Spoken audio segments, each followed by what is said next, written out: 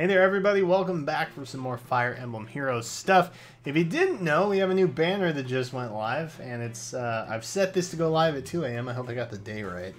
Fingers crossed. Listen, you probably want to know what's going on with these units, right? Everybody kind of does. And what I've noticed and what I've done is I've put together a kind of a compendium of what these units are. We've got stats, skills lined up, and then I've also got some similar units listed for each of the new ones we're going to be having on this Beyond Darkness Binding Blade banner. So this is kind of my goal to help you kind of get a better sense as to whether or not you want to pull on this banner. My disclaimer, of course, is always if you are a fan of a particular unit, that's why you should play the game. Honestly, so if there's a unit that you like or a character that you like, build them up, use them. Otherwise, there's no sense in having them.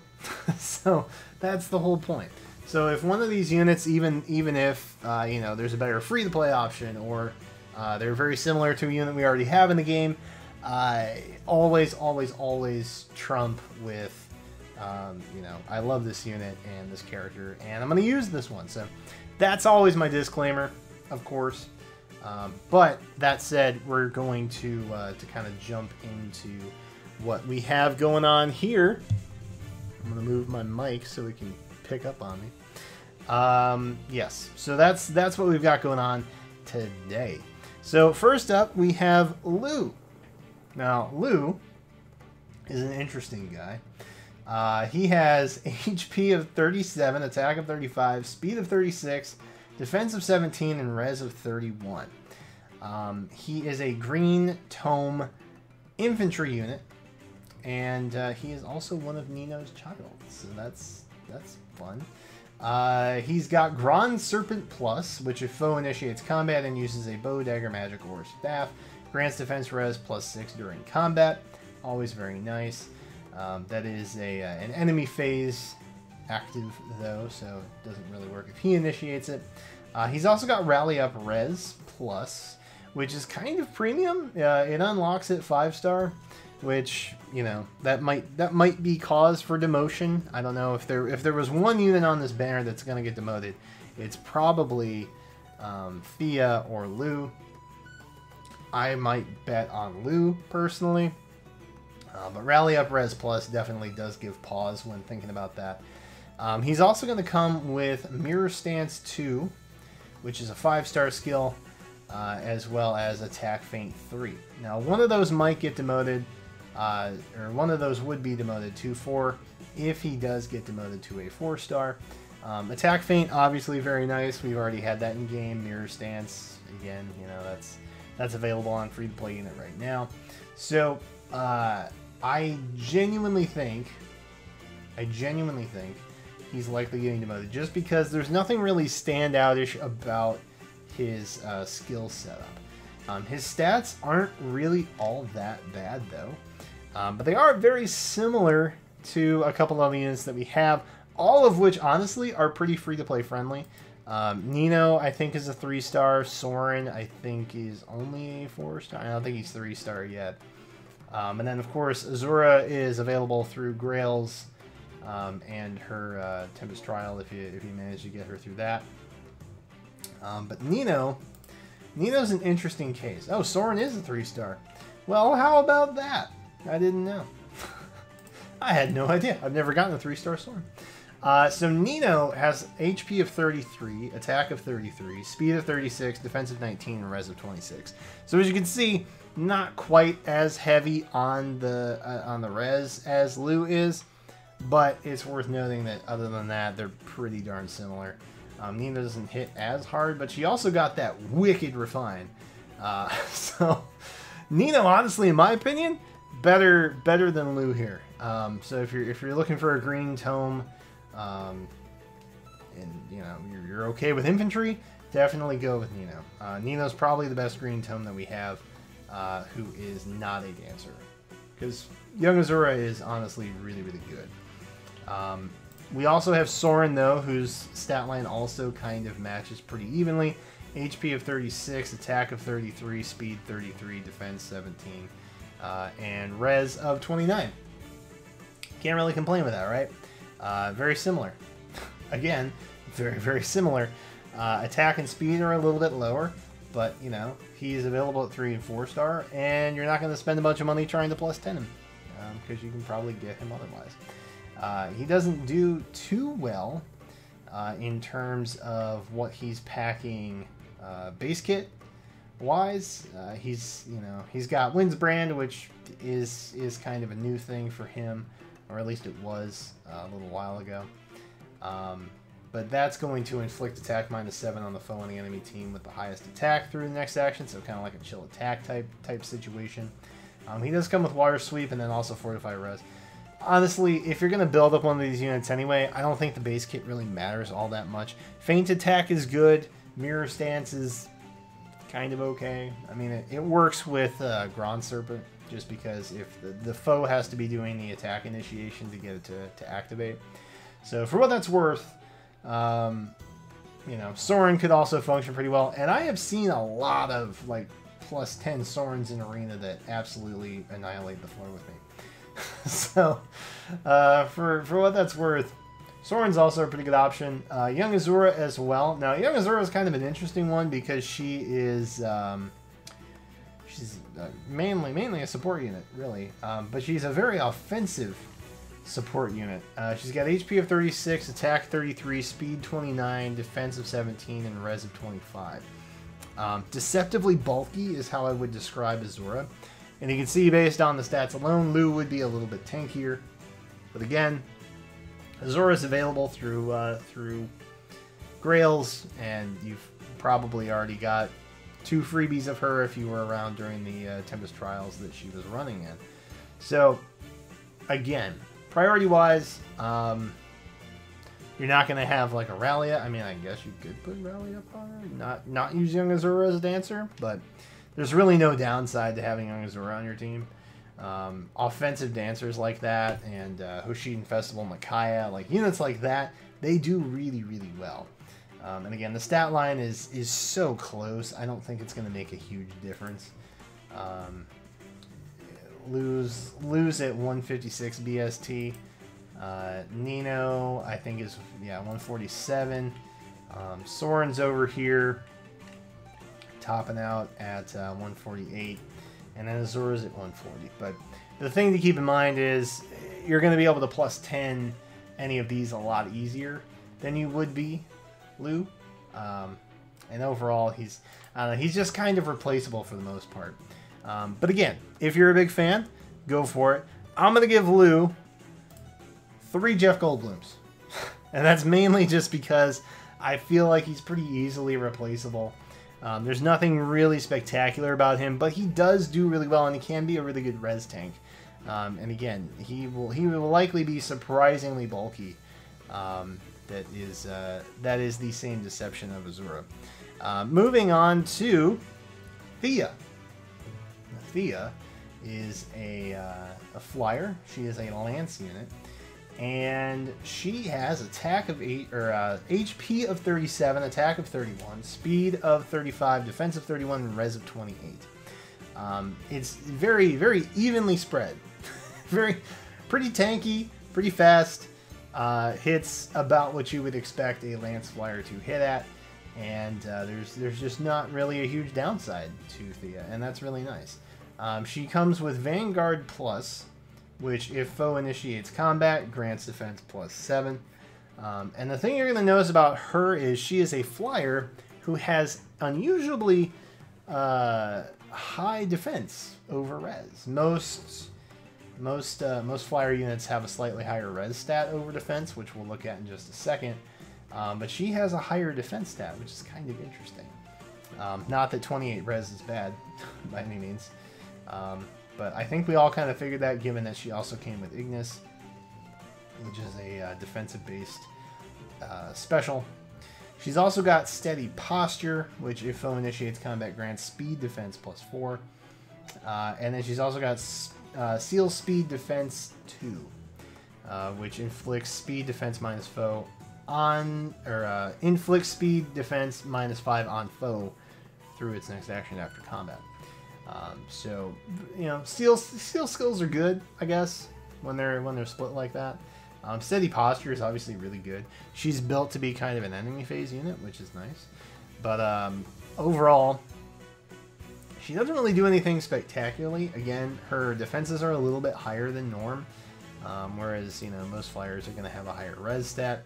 Like Katria, for example, the first similar here. She is available at 3 and 4 star, of course. We're looking at HP of 39, attack of 31, speed of 34, defense of 29, and res of 25.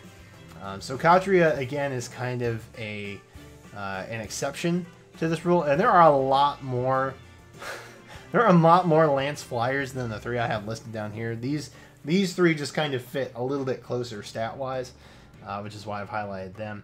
But, you know, there's other units like Est. Est didn't quite make the list. But, you know, she's on there. Claire as well. Claire is another one. There's more than a handful of options for Lance Flyer units. But again, you can see stat-wise pretty similar. They have the same attack. They basically have the same speed.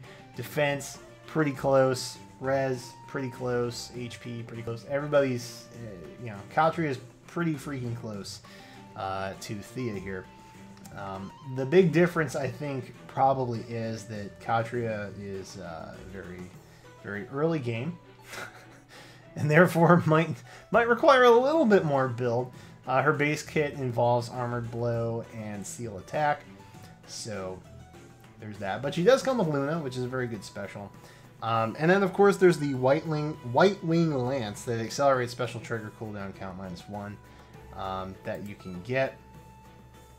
And then there's also, you know, you can upgrade the White Wing Lance on top of that. So there's always room for improvement with her, which is obviously pretty nice. Not to say that Thea's kit isn't, you know, nice as well, but you could probably do pretty well with Katria outside of that. There's also Shauna, who is just kind of there and looks very similar to Thea. So Shauna is also available at 3 and 4 star. She has HP of 39, attack of 30, speed of 35, defense of 25, and res of 29. So again, not as defensively strong, but still pretty close. Still worth noting. She has kind of an interesting base kit as well. Again, Shauna's been around for a very long time. She was pretty much the only one with Desperation way back in the day. And then she also has Threat and Speed. Iceberg, which is, you know, kind of similar to Ignis in terms of it being a defensively based special, but this time focused on res. She's also got, you know, Shauna's Lance. She has a lot of different weapon options. Shauna's Lance, of course, can be refined to fit your stat buff need. So again, Shauna, while I think Katria is probably the better between the two, also an option. So if you've already got like a +10 Shauna or something like that, and you're not really feeling Thea, you don't really have to worry about it because they basically function the same way. Similarly, Cordelia, who has HP of 40, attack of 35, speed of 35, defense of 22, and res of 25. So hits a little bit harder, not as heavy on the defenses, but also has a little higher HP. Cordelia is also available at 3 and 4 stars, so again, like the other 2 Lance Flyer units that I just talked about, pretty easy to +10 if you've been around a while. Some of you likely have a +10 Cordelia. She's definitely on my list of build projects for sure. She comes with Brave Lance, but that doesn't mean you can't give her other stuff. You know, she functions pretty well with Brave Lance, honestly, but she's also got Gale Force, which is a bonkers special. Very nice to have. Her base kit, however, in terms of passive skills, are not that great. She's got Triangle Adept, and then, of course, Pass 3. It's not that great. So either way, you know, based on how you're looking at it, I think genuinely one of those 3 flyers would serve you the same purpose. If you don't want the don't bother pulling. There's a lot of flyers that are already readily available in the game that can function very similar to what we've got going on already. And because of that, I give 2 Jeff Goldblums. Only 2. And while I like Thea, I genuinely feel like there's a lot of units that can do a lot of what she does. whether they're flyers or not. It's nice that she's a little more defensively bulky, but, you know, again, plus 10 builds can do a lot, and you don't have to spend a lot of money for them. So think about that. Next up, we have Sue.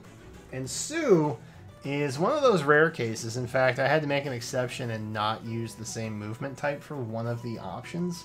But it's okay, because I like to think of Wrath and Lynn as the canon couple. And so Lynn is basically Sue's mom.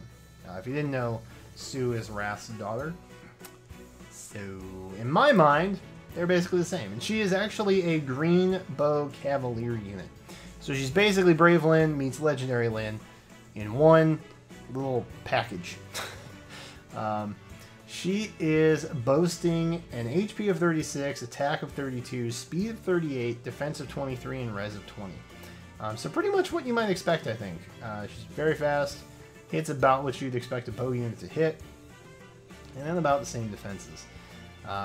She, of course, comes with short bow, which is nice. That's a new one that we don't really have. It's effective against flyers, as well as deals plus 10 damage when special triggers. It can also be refined if you want to do that. She's got Moonbow, which is a pretty handy special to have on kit. She comes with Swift Sparrow 2, Shield Defense 3, and Hone Speed 4.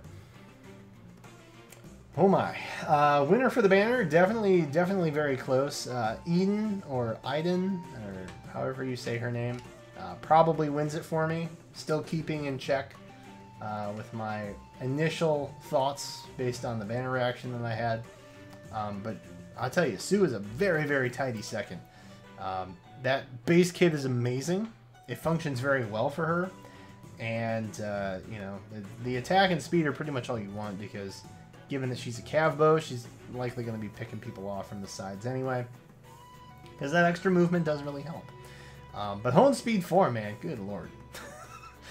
Not only does she get like some premium skills with Swift Sparrow and Chill Defense, not that those aren't already around, but she's also got a tier 4 skill, which is new and first of its kind for the Hone Speed category. So very interesting, very interesting.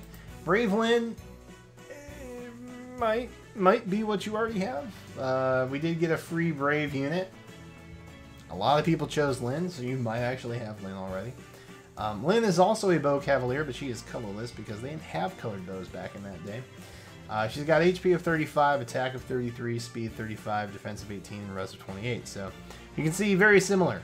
A little bit slower, a little bit higher res, HP, attack, defense, all pretty similar.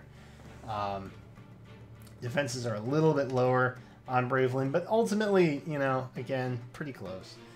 Not that you could plus 10 a Brave Lynn, unless you've gotten lucky. I don't know. She's been on a lot of banners. She's been around a while, so maybe do. I don't know. But you know, she also comes with a Sparrow. She's got, you know, Sakai's Blessing, and she's also got Attack Smoke, which Attack Smoke is around and available at this point. So in terms of skill and kit, pretty similar, honestly. Stat-wise, also pretty similar. I guess the big difference here is, you know, the green bow and, you know, the slightly more defensive kind of bulk. The similar thing is happening that we saw with the Lance Flyers with the bow units that we're going to talk about here. Typically, they have higher res. Thea and Sue both have higher defenses than their normal counterparts. Including Brave Lynn, or not Brave Lynn, Legendary Lynn, who is a green bow unit. She is an infantry unit, and she was just featured as one of 4 possible free units that you could have gotten on the 2nd anniversary banner. So there's a chance that you might already have her. I don't know. It's possible. She's got HP of 36, attack of 31, speed of 36, defense 21, and res of 27. So again, pretty similar, pretty close. None of these units are necessarily fantastical in terms of defenses, but they mostly focus on speed and attack. That's just kind of the trend. Now again, you don't have the same kind of range that you do with a cav unit as an infantry, but you know, Brave Lynn, or Legendary Lynn rather, is packing quite a wallop nevertheless. She's got Swift Mulligar. She's got the dual rallies with defense res, Laws of Sakai, Desperation, Speed Tactics. So all again, kits are basically kind of focused very similarly, and you might already have a Braveland. Just use Legendary or Braveland, honestly. I will say that Sue is definitely more unique than the other two that we've seen on this banner. But we do have one more Cav Bow unit to talk about, and I literally just threw him on here because he was the only other decent Cav Bow unit that we had. And that is Valentine's Roy. He is locked. He's limited. He is a seasonal unit. You may not have him. We did just have a banner. He's been around 2 years now. So he has HP of 34, attack of 35, speed of 19, defense of 27, and res of 30. So while his defenses are higher than the other two, still more focused on res tanking than anything. Also not very fast, like at all. So comparison-wise, attack, they're hitting about the same for the most part. Defenses, he's a little bit tankier and a little bit slower. So for what that's worth, if you have a Valentine's Roy, definitely get Sue. Sue is definitely better, in my opinion. Just, you know, base kit, stat wise, the whole spiel. She does what you want them to do. Roy, of course, comes with Bow Valor and Deathblow 3, so I mean nothing really premium on his kit as well. And ultimately, the stats are just kind of lackluster for the most part. Roy's not doubling anybody anytime soon. And if you have an attack flaw one like I do, you're not really killing anybody either. So he's just kind of there taking up space for the most part. So overall, Sue is unique. She is the only green bow cav unit that we have. And because of that, I have to give her 5 out of 5 Jeff Goldblums. That's right. 5 Jeff Goldblums. I think she's definitely worth pulling for. Her base kit is amazing. I think she can only get better, and I think she's going to serve very well on the team if you decide to roll for her. Because again, while there are similar options, they're not necessarily verbatim like we've seen with Thea and Lugh. So take that for what you will. We have one more unit to go over, and we are looking at Idunn, or Idunn. I'm not 100% sure on how to say her name, but she is an armor dragon unit. She's a red dragon stone unit. She has a BST of 179. Hachi machi. HP of 45, attack of 35, speed of 26, defense of 39, and res of 34. Whew. Oh my. Oh my. She's rivaling that base stat total, man. That 179. It is hotly contested for sure. She's got Demonic Breath, which does a heck of a lot of stuff. Grants defense +3. It's effective against armored foes. At the start of combat, if a negative status effect is active on the unit, or unit's HP is less than 100%, it neutralizes penalties on unit, and grants attack speed, defense, res +4 during combat. Plus, if the foe's range is equal to 2, it calculates damage using the lower of the foe's defense and res. So just a whole lot of goodness tied up in her weapon. She definitely wins the banner for sure. And if I could give her 6 Jeff Goldblums, I probably would, to be honest. She also comes with Fortress Defense Res 3, which grants defense res +6 with only an attack -2. So that's, you know, kind of a premium to have there. Fortress Defense Res 2 actually only boosts defense res by 4 and gives -3 attack. So, you know, defense res 3 Fortress, definitely very, very much better. She's got Vengeful Fighter 3, which is it's such a good skill for army units, and Ward Dragons, because why not? Because sometimes you might be thinking, hey, I might want an armor unit with an armor emblem, or I might want a dragon emblem team. I don't know. It just depends on how you're feeling. You can also run her with beast units. They all kind of function the same in terms of being next to each other and activating the beast stones. So Whew, I'll tell you, Idunn, she is a good. She is a good. She is going to kill and just eat so many Surters in Ether raids. If you're lucky enough to get her. Similar units, and again, I bring up Halloween Myrrh because she was just on that anniversary banner that we had, and so you might have gotten lucky and picked her up. She has an HP of 46, attack of 38, speed of 23, a little bit slower, defense of 40, and res of 32. So overall, honestly, pretty close. They both have the same BST 179. So I think Myrrh excels a little bit more in attack, but you know it's splitting hairs, honestly. And the difference between speed, really not that big of a difference either. No one's really doubling a whole lot at that stage. But overall, I don't know, man. Myrrh just doesn't seem to have it necessarily. So Myrrh has Spirit Breath, which grants defense +3, and if the unit initiates combat and the unit's defense is greater than or equal to foe's defense +5, unit makes a guaranteed follow-up attack. And then it also has the if foe's range is equal to 2, calculates damage using the lower of the foe's defense or res. You know, also coming with Vengeful Fighter, pretty typical skill to have on an armor unit. It's what you want to get. Myrrh does come with Armor March, which, in my opinion, movement for armored units is always better than stacking, you know, wards or whatever. So, Armor March definitely a better C-slot skill. Fortress Defense Res absolutely kills it in the A-slot, though. Myrrh just has Defense Res 2, so... for what that's worth, they're similar. They'll function the same. I genuinely think that Idunn is a lot better. But again, you know, if you've already got Halloween Myrrh, if you just got her on the second anniversary banner, by all means, go for that. She's not going to serve you poorly. Now, in terms of slightly more free-to-play units, Tiki, Naga's voice, not an armor unit, but she is an infantry dragon unit.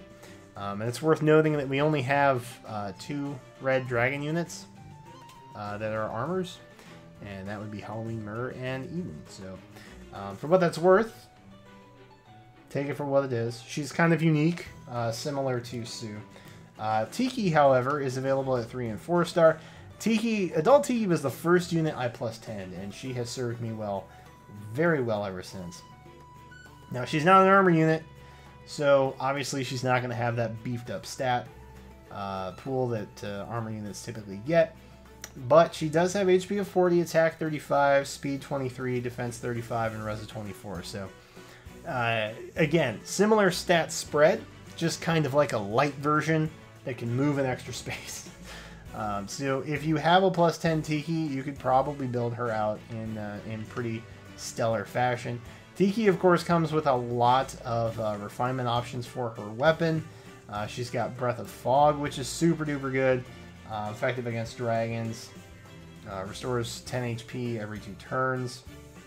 Also calculates the lower of the foe's defense or res if the foe's range is equal to 2. She's also got the Lightning Breath that you can do if you want like a distant counter type thing. Tiki has a lot of versatility in that sense. Also comes with Bonfire. The base kit, again, Tiki was around from, you know, relatively beginning, so base kit is much worse, so she will take an investment. But aside from passive skills and feathers, a +10 Tiki will definitely serve you very well. And then, of course, there is Garen, who is a Grand Hero Battle unit. He is also a Red Dragon Infantry unit, and you can get him with Grails if you want. His HP is 43, attack is 33, speed is 22, defense of 33, and res of 32. So again, kind of similar to Tiki in that sense. He has, scroll down to my notes here, Breath of Blight, which neutralizes effective against dragon bonuses. And at the start of turn 4, deals 10 damage to foes within 3 spaces and restores HP to unit equal to the number of foes within 3 spaces times 5. So it also has the calculate range thing as well. Oops, sorry, I didn't mean to hit the table like that. So for what that's worth, again, does pretty well. He's packing distant defense and panic ploy as his passive skills. Honestly, I don't know, man. I'd probably go Tiki. But for the record, of the 3 of them, I would definitely go Idunn. Again, Myrrh is going to function pretty similarly, but Idunn's attack is just way too good. Way too good. Way too good. There's so many positives to that weapon skill, man. The stats are all there. The base kit is there. She easily gets 5 out of 5 Jeff Goldblums. I'd give her 6 if I could. I genuinely would, but I can't. Because too many Jeff Goldblums...